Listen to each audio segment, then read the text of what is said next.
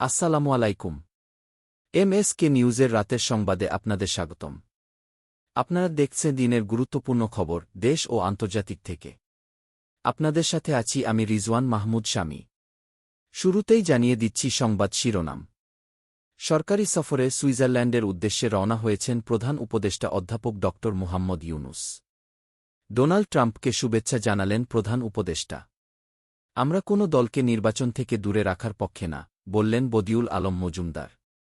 আমরা এখনই নির্বাচন চাচ্ছি না, ন্যূনতম সংস্কার শেষে নির্বাচন চাই, বললেন মির্জা ফখরুল ইসলাম আলমগীর। বেক্সিমকো ইন্ডাস্ট্রিয়াল পার্কের বন্ধ হওয়া ১৬টি কারখানা পুনরায় চালুর দাবিতে আজ শ্রমিকরা গণসমাবেশের আয়োজন করেছেন। প্রত্যাহার হচ্ছে রাজনৈতিক হয়রানিমূলক সব মামলা। মার্কিন পররাষ্ট্রমন্ত্রী হলেন ইসরায়েলের ঘোর সমর্থক মার্কো রুবিও। ক্যাপিটল হিলে দাঙ্গায় গ্রেপ্তার ১,৫০০ জনকে মুক্তি দিতে ট্রাম্পের সই। এবার বিস্তারিত সংবাদ। ওয়ার্ল্ড ইকোনমিক ফোরামের বার্ষিক সম্মেলনে যোগ দিতে সুইজারল্যান্ডে পৌঁছেছেন অন্তর্বর্তীকালীন সরকারের প্রধান উপদেষ্টা ড মুহাম্মদ ইউনুস। ৪ দিনের সরকারি সফরে সুইজারল্যান্ডের দাভোসের উদ্দেশ্যে সোমবার দিবাগত রাত ১টায় এমিরেটস এয়ারলাইন্সের একটি ফ্লাইটে তিনি ঢাকা ত্যাগ করেন। সফরকালে ড Yunus German chancellor Olaf Scholz, ফিনল্যান্ডের প্রেসিডেন্ট আলেকজান্ডার স্টাব, বেলজিয়ামের রাজা ফিলিপ এবং থাই প্রধানমন্ত্রী পায়েংটার্ন শিনাওয়াত্রার সঙ্গে দ্বিপাক্ষিক বৈঠক করবেন বলে আশা করা হচ্ছে। এছাড়া তিনি সংযুক্ত আরব আমিরাতের প্রধানমন্ত্রী শেখ মোহাম্মদ বিন রশিদ আল মাকতুমের কন্যা শেখা লতিফা বিনতে মোহাম্মদ বিন রশিদ আল মাকতুম, ইউরোপীয় কেন্দ্রীয় ব্যাংকের প্রেসিডেন্ট ক্রিস্টিন লাগার্ড, মেটার গ্লোবাল অ্যাফেয়ার্সের প্রেসিডেন্ট স্যার নিক ক্লেগ, অ্যামনেস্টি ইন্টারন্যাশনালের সেক্রেটারি জেনারেল ড অ্যাগনেস ক্যালামার্ড এবং বিশ্ব বাণিজ্য সংস্থার মহাপরিচালক ড এনগোজি ওকোনো জয়ওয়ালার সঙ্গেও বৈঠক করবেন। ডব্লিউইএফ সম্মেলনে বাংলাদেশ নিয়ে একটি পৃথক সংলাপ অনুষ্ঠিত হবে, যেখানে বৈশ্বিক ব্যবসায়ী নেতা এবং বিভিন্ন আন্তর্জাতিক সংস্থার প্রধান নির্বাহীরা অংশ নেবেন। আগামী ২৫ জানুয়ারি প্রধান উপদেষ্টার দেশে ফেরার কথা রয়েছে। যুক্তরাষ্ট্রের ৪৭তম প্রেসিডেন্ট হিসেবে দ্বিতীয় মেয়াদে শপথ গ্রহণের প্রাক্কালে ডোনাল্ড ট্রাম্পকে শুভেচ্ছা জানিয়েছেন বাংলাদেশের অন্তর্বর্তী সরকারের প্রধান উপদেষ্টা অধ্যাপক ড মুহাম্মদ ইউনুস। পররাষ্ট্র মন্ত্রণালয়ের পক্ষ থেকে এই তথ্য নিশ্চিত করা হয়েছে। অভিনন্দন বার্তায় অধ্যাপক ইউনুস বলেন, দ্বিতীয় মেয়াদে মার্কিন প্রেসিডেন্ট হিসেবে আপনাকে নির্বাচিত করা এটাই প্রতিফলিত করে যে আপনার নেতৃত্ব ও দৃষ্টিভঙ্গির প্রতি মার্কিন যুক্তরাষ্ট্রের জনগণের দৃষ্টিভঙ্গি অনুরণিত হয়েছে। আমি নিশ্চিত যে আপনার নেতৃত্বে মার্কিন যুক্তরাষ্ট্র সমৃদ্ধ হবে এবং বিশ্বজুড়ে অন্যদের অনুপ্রাণিত করবে। তিনি আরও উল্লেখ করেন, বাংলাদেশ ও যুক্তরাষ্ট্রের মধ্যে পারস্পরিক স্বার্থের বিভিন্ন ক্ষেত্রে বন্ধুত্ব ও সহযোগিতার দীর্ঘ ইতিহাস রয়েছে। তিনি আশা প্রকাশ করেন, ট্রাম্পের কার্যকালে এ সম্পর্ক গভীরতা ও মাত্রায় আরও বৃদ্ধি পাবে। প্রধান উপদেষ্টা দৃঢ়ভাবে বিশ্বাস করেন যে দুটি বন্ধুত্বপূর্ণ দেশ অংশীদারিত্বের নতুন পথ অন্বেষণে কাজ করছে, তাই সীমাহীন সম্ভাবনা রয়েছে। নির্বাচন ব্যবস্থা সংস্কার কমিশনের প্রধান বদিউল আলম মজুমদার বলেছেন, আমরা কোনো দলকে নির্বাচন থেকে দূরে রাখার পক্ষে না, তবে তিনি উল্লেখ করেন, গুম, খুন ও মানবতাবিরোধী অপরাধে জড়িতরা নির্বাচনে প্রার্থী হতে পারবেন না। এ ধরনের সুপারিশ করা হয়েছে নির্বাচন ব্যবস্থাকে দুর্নীতিমুক্ত রাখতে। আজ মঙ্গলবার রাজধানীর আগারগাঁওয়ের নির্বাচন কমিশন ভবনে সাংবাদিকদের তিনি এসব কথা বলেন। তিনি আরও জানান, ৪০ ভাগের কম ভোট পেলে সেই আসনে ভোট বাতিলের সুপারিশ করা হয়েছে। এছাড়া সাংবিধানিক দায়িত্ব পালনে ব্যর্থতার দায়ে বিগত ৩ প্রধান নির্বাচন কমিশনার সহ নির্বাচন কমিশনারদের বিচারের জন্য কমিশন গঠনের প্রস্তাব করা হয়েছে। বিএনপি মহাসচিব মির্জা ফখরুল ইসলাম আলমগীর বলেছেন, আমরা এখনই নির্বাচন চাচ্ছি না, ন্যূনতম সংস্কার শেষে নির্বাচন চাই। তিনি উল্লেখ করেন, আমরা সব সময় নির্বাচনের কথা বলি, কারণ অনির্বাচিত সরকারের চেয়ে নির্বাচিত সরকারের গ্রহণযোগ্যতা বেশি। আজ মঙ্গলবার দুপুরে জাতীয় প্রেসক্লাবে জিয়া স্মৃতি পাঠাগারের গ্রন্থ আড্ডা অনুষ্ঠানে তিনি এ মন্তব্য করেন। মির্জা ফখরুল বলেন, সংস্কারের প্রস্তাব আসতে শুরু করেছে। আমার বিশ্বাস, আমাদের প্রধান উপদেষ্টা খুব শিগগির এসব বিষয় নিয়ে আমাদের ডাকবেন, একটা সমাধানের দিকে আসবেন, আলোচনা হবে, ঐকমত্যের ভিত্তিতে আমরা একটা জায়গায় পৌঁছাব। জিয়া স্মৃতি পাঠাগারের সভাপতি আব্দুস সালামের সভাপতিত্বে সাবেক ছাত্রনেতা আব্দুস সাত্তার পাটোয়ারির সঞ্চালনায় আলোচনা সভায় অন্যদের মধ্যে শিক্ষাবিদ অধ্যাপক মাহবুব উল্লাহ, বিএনপির ভারপ্রাপ্ত চেয়ারম্যানের উপদেষ্টা মাহাদি আমিন, উন্মুক্ত বিশ্ববিদ্যালয়ের উপাচার্য অধ্যাপক এ.বি.এম. ওবায়দুল ইসলাম, শিক্ষানুরাগী আফরোজা খানম, সাংবাদিক আমিরুল ইসলাম কাগজি, শিক্ষক নেতা জাকির হোসেন, সমাজকর্মী সাঈদ আবদুল্লাহ, জিয়া স্মৃতি পাঠাগারের জহির দীপ্তি, মঞ্জুর এলাহি, কাজী জহিরুল ইসলাম, হাসান আল আরিফ প্রমুখ বক্তব্য দেন। বাংলাদেশ জামায়াতে ইসলামীর আমির ডাক্তার শফিকুর রহমান বলেছেন, আগে গণহত্যার বিচার হোক, তারপর জনগণ রায় দেবে আওয়ামী লীগের রাজনীতি করার অধিকার আছে কিনা। তিনি আওয়ামী লীগকে ক্ষমতার রাক্ষস এবং গণহত্যাকারী সিন্ডিকেট হিসেবে উল্লেখ করে বলেন, এদেশে আর কোনো ফ্যাসিবাদ মাথা তুলে দাঁড়াতে পারবে না। তিনি আরও বলেন, যুদ্ধ এখনও শেষ হয়নি, বরং এখন শুরু হয়েছে, তাই কর্মীদের প্রস্তুত থাকতে হবে। বরিশালের কেন্দ্রীয় হেমায়েত উদ্দিন ঈদগাহে জেলা ও মহানগর কর্মী সম্মেলনে প্রধান অতিথির বক্তব্যে এসব কথা বলেন তিনি।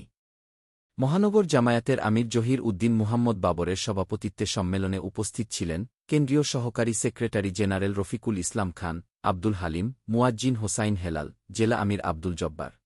আইন, বিচার ও সংসদ বিষয়ক উপদেষ্টা ড আসিফ নজরুল জানিয়েছেন, আগামী ৭ দিনের মধ্যে প্রায় ২৫০০ রাজনৈতিক হয়রানিমূলক মামলা প্রত্যাহারের উদ্যোগ নেওয়া হবে। তিনি বলেন, দেশের ২৫টি জেলায় এই মামলাগুলো চিহ্নিত করা হয়েছে, যেখানে লাখ লাখ মানুষ আসামি। এছাড়া সাইবার সিকিউরিটি আইনের অধীনে সারা দেশে যত মামলা রয়েছে সেগুলোও প্রত্যাহার করা হবে। উল্লেখ্য, সম্প্রতি বাংলাদেশের সুপ্রিম কোর্ট সাবেক প্রধানমন্ত্রী খালেদা জিয়াকে একটি দুর্নীতি মামলায় খালাস দিয়েছে, যা তার নির্বাচনে অংশগ্রহণের পথ সুগম করেছে। এই পদক্ষেপগুলো দেশের রাজনৈতিক পরিস্থিতি স্থিতিশীল করতে এবং ন্যায়বিচার নিশ্চিত করতে সহায়ক হবে বলে আশা করা হচ্ছে। ৪৭তম বিসিএসএ পরীক্ষায় অংশ নিতে অনলাইনে আবেদনের সময় বাড়িয়েছে বাংলাদেশ সরকারি কর্ম কমিশন পিএসসি। আগামী ৩০ জানুয়ারি এই বিসিএসের আবেদন জমার শেষ দিন ছিল। তবে সেই সময়সীমা আগামী ২৭ ফেব্রুয়ারি পর্যন্ত বাড়িয়েছে কমিশন। মঙ্গলবার পিএসসির এক সংবাদ বিজ্ঞপ্তিতে একথা জানানো হয়। রাজধানীর বাংলা মোটরে রূপায়ণ সেন্টারে অবস্থিত বৈষম্যবিরোধী ছাত্র আন্দোলনের কেন্দ্রীয় কার্যালয়ে আজ বিকেল ৪:৩০টায় দুই পক্ষের মধ্যে সংঘর্ষের ঘটনা ঘটে। এতে নারীসহ ৭ জন শিক্ষার্থী আহত হয়েছেন। আহতদের মধ্যে ৬ জনকে ঢাকা মেডিকেল কলেজ হাসপাতালে ভর্তি করা হয়েছে। সংঘর্ষের কারণ সম্পর্কে জানা যায়, সংগঠনটির অভ্যন্তরীণ বিরোধের জেরে এই ঘটনা ঘটে। এর আগে ১০ জানুয়ারি মিরপুর থানা কমিটি গঠন নিয়ে দ্বন্দ্বে একই কার্যালয়ে দুই পক্ষের মধ্যে মারামারির ঘটনা ঘটে, যেখানে ৩ জন শিক্ষার্থী আহত হন। পুলিশ পরিস্থিতি নিয়ন্ত্রণে আনতে ঘটনাস্থলে উপস্থিত হয় এবং তদন্ত শুরু করেছে। সংগঠনটির নেতারা অভ্যন্তরীণ বিরোধ মিটিয়ে ঐক্যবদ্ধভাবে কাজ করার আহ্বান জানিয়েছেন। গাজীপুর মহানগরীর সারাবো এলাকার বেক্সিমকো ইন্ডাস্ট্রিয়াল পার্কের বন্ধ হওয়া ১৬টি কারখানা পুনরায় চালুর দাবিতে আজ মঙ্গলবার দুপুর ২টায় শ্রীপুরের সান সিটি মাঠে কর্মহীন শ্রমিকরা গণসমাবেশের আয়োজন করেছেন। গত ১৫ ডিসেম্বর শ্রম ও কর্মসংস্থান মন্ত্রণালয়ের সভাকক্ষে বেক্সিমকোর শিল্পপ্রতিষ্ঠানগুলোর শ্রম ও ব্যবসা পরিস্থিতি পর্যালোচনা সংক্রান্ত উপদেষ্টা পরিষদের কমিটির সভায় ওই ১৬টি কারখানা বন্ধের সিদ্ধান্ত নেওয়া হয়। এতে প্রায় ৪০,০০০ শ্রমিক কর্মহীন হয়ে পড়েন। কর্মহীন শ্রমিকরা এর আগে বিভিন্ন কর্মসূচি পালন করেছেন, যার মধ্যে রয়েছে মানববন্ধন, সমাবেশ ও গণস্বাক্ষর সংগ্রহ। তারা কারখানাগুলো পুনরায় চালু করা, ব্যাংকিং ব্যবস্থা পুনরায় চালু করা এবং বকেয়া পরিশোধের দাবি জানিয়েছেন। বেক্সিমকো কর্তৃপক্ষ জানিয়েছে, এলসি খোলা ও ব্যাংক ঋণ পেলে কারখানাগুলো পুনরায় চালু করা সম্ভব। এজন্য সরকারের সহযোগিতা প্রয়োজন বলে তারা উল্লেখ করেছেন। দেশের সামষ্টিক অর্থনৈতিক ব্যবস্থাপনায় শৃঙ্খলা আনা সরকারের সর্বোচ্চ অগ্রাধিকার হওয়া উচিত বলে মন্তব্য করেছেন সেন্টার ফর পলিসি ডায়ালগের সিপিডি চেয়ারম্যান অধ্যাপক রেহমান সোবহান। অর্থনীতিতে শৃঙ্খলা ও স্থিতিশীলতা ফিরিয়ে আনতে আন্তর্জাতিক মুদ্রা তহবিল আইএমএফ এবং বিশ্বব্যাংক বাংলাদেশের প্রতি সমর্থন জানিয়েছে। আইএমএফের মতে, অন্তর্বর্তীকালীন সরকারের দ্রুত গঠনের ফলে দেশের অর্থনৈতিক স্থিতিশীলতা পুনরুদ্ধারে সহায়তা করেছে। অন্যদিকে বিশ্বব্যাংক প্রায় $2 বিলিয়ন নতুন অর্থায়নের প্রতিশ্রুতি দিয়েছে, যা সংস্কার কার্যক্রম, বন্যা প্রতিক্রিয়া, বায়ু মান উন্নয়ন এবং স্বাস্থ্যসেবার উন্নয়নে ব্যয় হবে। Dhaka chamber of commerce and industry DCCI আইনশৃঙ্খলা পরিস্থিতির উন্নয়ন এবং অর্থনৈতিক ক্ষয়ক্ষতি কমিয়ে আনার লক্ষ্যে দ্রুত অন্তর্বর্তীকালীন সরকার গঠনের আহ্বান জানিয়েছে। অর্থনীতিতে শৃঙ্খলা ও স্থিতিশীলতা ফিরিয়ে আনতে সরকারের পাশাপাশি আন্তর্জাতিক সংস্থাগুলোর সমন্বিত প্রচেষ্টা প্রয়োজন। এতে দেশের সামগ্রিক অর্থনৈতিক উন্নয়ন ত্বরান্বিত হবে এবং জনগণের জীবনমান উন্নত হবে। আন্তর্জাতিক সংবাদ। মার্কিন প্রেসিডেন্ট ডোনাল্ড ট্রাম্পের মনোনীত ফ্লোরিডার রিপাবলিকান সিনেটর মার্কো রুবিওকে পররাষ্ট্রমন্ত্রী হিসেবে অনুমোদন দিয়েছে মার্কিন সিনেট। গতকাল সোমবার ৯৯-০ ভোটে এই অনুমোদন দেওয়া হয়। ৫৩ বছর বয়সী রুবিও যুক্তরাষ্ট্রের ৭২তম পররাষ্ট্রমন্ত্রী হিসেবে দায়িত্ব পালন করবেন। তিনি ইসরায়েলের ঘনিষ্ঠ সমর্থক হিসেবে পরিচিত এবং মধ্যপ্রাচ্য, চীন, রাশিয়া ও লাতিন আমেরিকার বিষয়ে কঠোর পররাষ্ট্রনীতির পক্ষে। পররাষ্ট্রমন্ত্রী হিসেবে রুবিওর প্রধান চ্যালেঞ্জগুলোর মধ্যে রয়েছে রাশিয়া ইউক্রেন যুদ্ধ, গাজায় যুদ্ধবিরতি প্রতিষ্ঠা, চীনের উচ্চাকাঙ্ক্ষা মোকাবিলা এবং অভিবাসন সমস্যা সমাধান। রুবিও নিজকে ডেমোক্র্যাটরা সমর্থন জানিয়েছেন এবং তাকে বন্ধু হিসেবে উল্লেখ করেছেন। এটি তার জন্য বিশাল সম্মানের বিষয় বলেও জানান রুবিও। এটি প্রথমবারের মতো কোনো ল্যাটিনো বংশোদ্ভূত ব্যক্তি যুক্তরাষ্ট্রের পররাষ্ট্রমন্ত্রী পদে আসীন হলেন।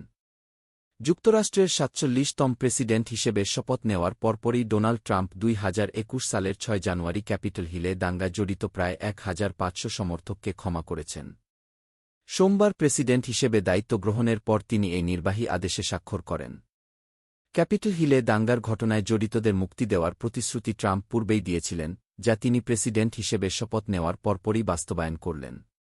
এছাড়া ট্রাম্প মেক্সিকো সীমান্তে জরুরি অবস্থা ঘোষণা, প্যারিস জলবায়ু চুক্তি থেকে যুক্তরাষ্ট্রের বেরিয়ে আসা এবং বাইডেন আমলের ৭৮টি নির্বাহী আদেশ বাতিল করার মতো আরও কিছু নির্বাহী আদেশে স্বাক্ষর করেছেন।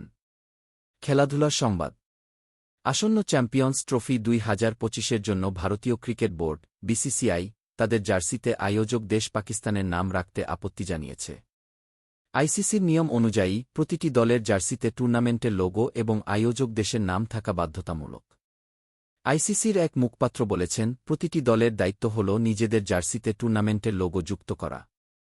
সব দল এই নিয়ম মেনে চলতে বাধ্য। বিসিসিআইয়ের এই সিদ্ধান্তে পাকিস্তান ক্রিকেট বোর্ড, পিসিবি, ক্ষোভ প্রকাশ করেছে। উল্লেখ্য, চ্যাম্পিয়ন্স ট্রফি ২০২৫ এর ম্যাচগুলো পাকিস্তান এবং সংযুক্ত আরব আমিরাতে অনুষ্ঠিত হবে। ভারতের ম্যাচগুলো নিরপেক্ষ ভেন্যু হিসেবে দুবাইতে আয়োজন করা হবে। বাংলাদেশ প্রিমিয়ার লিগ, বিপিএল ২০২৫ এর পয়েন্ট টেবিল অনুযায়ী প্লেঅফের দৌড়ে ৬টি দল রয়েছে। রংপুর রাইডার্স ৮ ম্যাচে ৮ জয় নিয়ে ১৬ পয়েন্ট সহ শীর্ষে অবস্থান করছে। ফরচুন বরিশাল ৭ ম্যাচে ৫ জয় ও ২ পরাজয় নিয়ে ১০ পয়েন্ট নিয়ে দ্বিতীয় স্থানে এবং চিটাগং কিংস ৮ ম্যাচে ৫ জয় ও ৩ পরাজয় নিয়ে ১০ পয়েন্ট সহ তৃতীয় স্থানে রয়েছে। খুলনা টাইগার্স ৭ ম্যাচে ৩ জয় ও ৪ পরাজয় নিয়ে ৬ পয়েন্ট নিয়ে চতুর্থ স্থানে অবস্থান করছে। দুর্বার রাজশাহী ৯ ম্যাচে ৩ জয় ও ৬ পরাজয় নিয়ে ৬ পয়েন্ট নিয়ে পঞ্চম স্থানে এবং সিলেট স্ট্রাইকার্স ৮ ম্যাচে ২ জয় ও ৬ পরাজয় নিয়ে ৪ পয়েন্ট নিয়ে ষষ্ঠ স্থানে রয়েছে। ঢাকা ক্যাপিটালস ৯ ম্যাচে ২ জয় ও ৭ পরাজয় নিয়ে ৪ পয়েন্ট নিয়ে সপ্তম স্থানে অবস্থান করছে। এই পরিস্থিতিতে প্লেঅফে জায়গা করে নেওয়ার জন্য দলগুলোর মধ্যে প্রতিযোগিতা তীব্র হয়ে উঠেছে। রংপুর রাইডার্স ইতিমধ্যে প্লেঅফ নিশ্চিত করেছে, তবে বাকি দলগুলোকে তাদের পারফরম্যান্সের উন্নতি করতে হবে। ফরচুন বরিশাল ও চিটাগং কিংসের অবস্থান শক্ত হলেও খুলনা টাইগার্স, দুর্বার রাজশাহী এবং সিলেট স্ট্রাইকার্সের জন্য প্রতিটি ম্যাচ এখন অত্যন্ত গুরুত্বপূর্ণ। জানিয়ে দিচ্ছি আবহাওয়ার সংবাদ। আবহাওয়া অধিদপ্তরের পূর্বাভাস অনুযায়ী আগামী ২৪ ঘণ্টায় সারা দেশের আকাশ আংশিক মেঘলা থাকতে পারে এবং আবহাওয়া শুষ্ক থাকবে। তবে মধ্যরাত থেকে সকাল পর্যন্ত সারা দেশে মাঝারি থেকে ঘন কুয়াশা পড়তে পারে এবং কোথাও কোথাও দুপুর পর্যন্ত এ অবস্থা অব্যাহত থাকতে পারে। ঘন কুয়াশার কারণে বিমান চলাচল, অভ্যন্তরীণ নদী পরিবহন এবং সড়ক যোগাযোগ সাময়িকভাবে ব্যাহত হতে পারে। সেই সঙ্গে সারা দেশে রাত এবং দিনের তাপমাত্রা সামান্য বৃদ্ধি পেতে পারে। আজকের মতো সংবাদ এখানেই শেষ করছি। আল্লাহ হাফেজ।